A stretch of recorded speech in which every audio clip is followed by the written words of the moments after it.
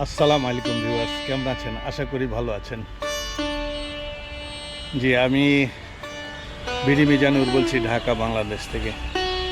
আজকে সকাল থেকে টিপ টিপ বৃষ্টি পড়ছিল, ভোরবেলা সকাল 6টা থেকেই। তো আমার ইচ্ছে ছিল ঢাকার আশেপাশে কোথাও গিয়ে ঘুরে আসি এবং আপনাদের সাথে সেই ভিডিও করে শেয়ার করি।